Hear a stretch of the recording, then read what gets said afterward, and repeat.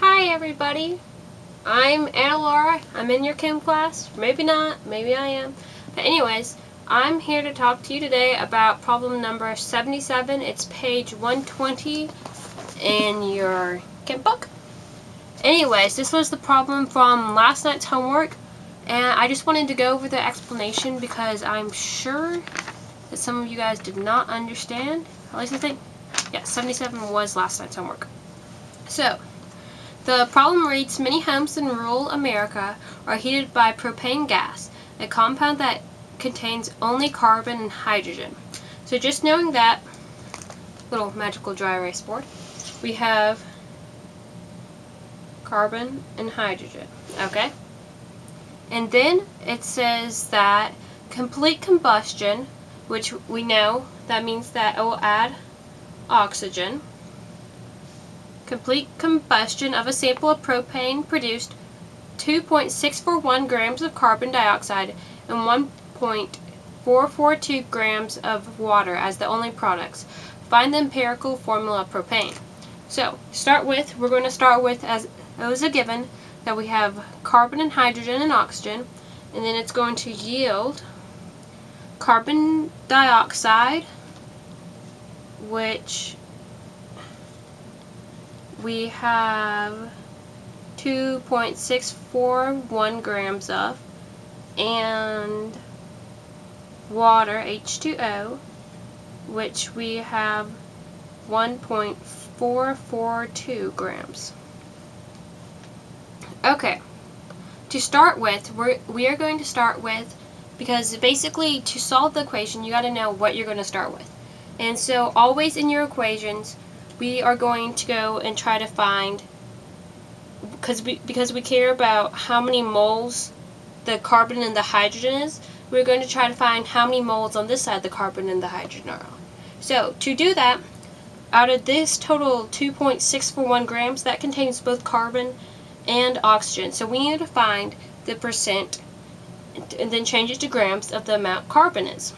So to do that, we know that the mass of carbon is 12 and oxygen is 16. So 12 plus 16 times 2, because we've got 2 oxygens, is 44.01. 44.01 because carbon is 12.01. And then we divide 12.01 by 44.01 and we get 27.7%. So we know out of the CO2, the percentage that is carbon is 27.7%. Now for the H2O, we are trying to find the percentage of hydrogen. So we do the exact same step. We find the total formula mass, which is 18. And then we know each hydrogen has a mass of 1, so there's 2 of them. So there's 2 over 18, which is the same thing as 1 over 9. And the percentage of that is 11.11%. Okay, and now the next step that we need to do is change each of these percentages to grams. Now, to do so, since it says that we have 27.7% of CO2 is carbon, we want to multiply the 27.7 by the 2.641 because out of the total. So we're going to find 27.7% of the total, which is carbon.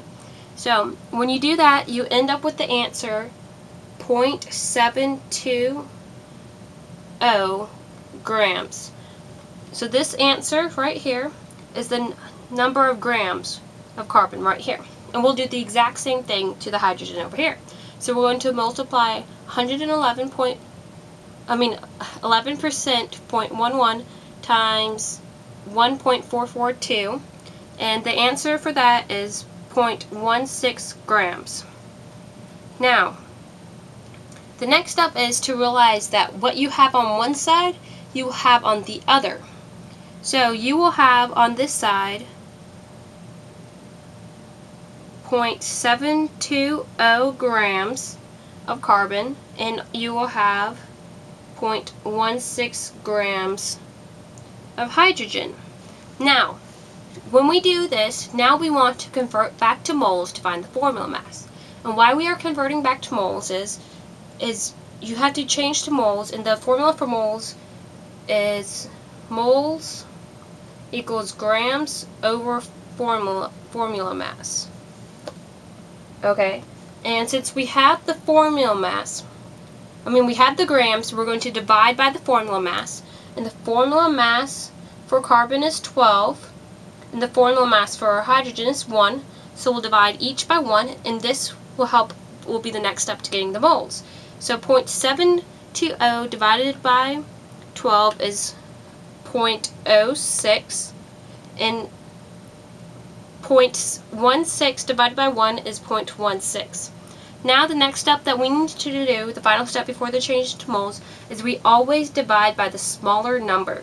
So since 0.06 is the smaller number, we will divide both of these by 0.06, and we will have 1 to the ratio of carbon, and we will have 2 and 2/3. It came up as 2.666, which you need to realize that's 2 and 2/3. And now we have to make sure both of these are whole numbers. To make this a whole number, we are going to multiply by 3, because it's a 2/3, and when we multiply 2 and 2/3 by 3, we get 8, and when we multiply 1 by 3, we get 3.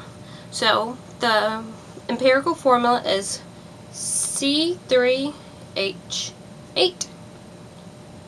And that's your answer, C3H8. I hope this video helped you guys today, and good luck!